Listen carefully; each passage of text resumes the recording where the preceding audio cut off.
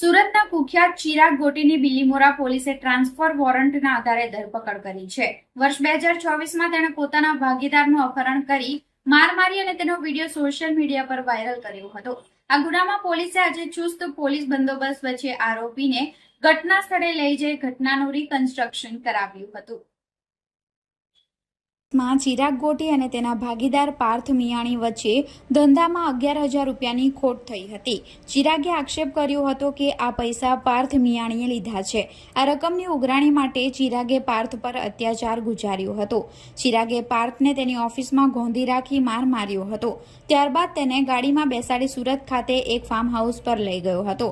Farm house પર આખી રાત પાર્થને ગોંધી રાખી માર મારવામાં આવ્યો હતો. આ મારના કારણે પાર્થને પગમાં ગંભીર ફ્રેક્ચર થયું હતું, જેની સારવાર તેણે સુરત ખાતે કરાવી પડી હતી. ચિરાગે પાર્થને માર મારતો વિડીયો પણ મોબાઈલમાં શૂટ કરીને સોશિયલ મીડિયામાં વાયરલ કર્યો હતો.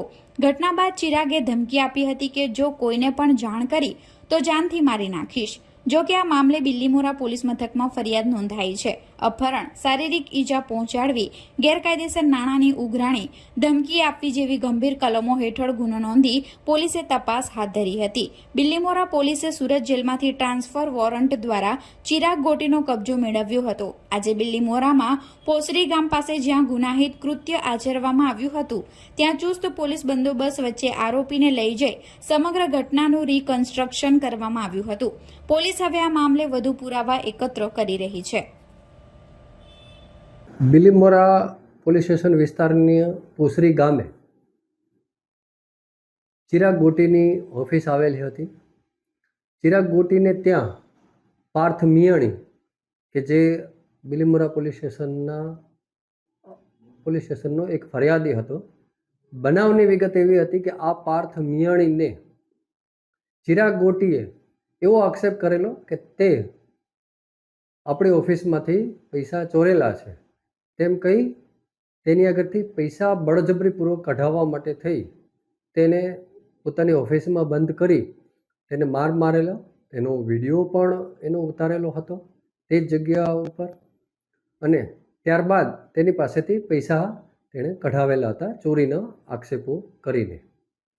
આ પાર્થ મિયાણીએ ત્યારબાદ બિલીમોરા પોલીસ સ્ટેશનની અંદર ફરિયાદ આપેલી, જેને લઈને આજરોજ ચિરાગ ગોટીનાઓની ધરપકડ કરેલ, તેના વિરુદ્ધ કાયદેસર કાર્યવાહી કરેલ, તેમજ પૂરતા પોલીસ બંદોબસ્ત સાથે પોસરી ગામે જઈ જે જગ્યાઓ ઉપર ફરિયાદીને માર મારેલા હતા તેનું કઈ રીતે માર મારેલા તેનું રિકન્સ્ટ્રક્શન પંચનામું વિગતવારનું અમારા પોલીસ ઇન્સ્પેક્ટર બિલીમોરાનાઓ દ્વારા કરવામાં આવેલ હતું.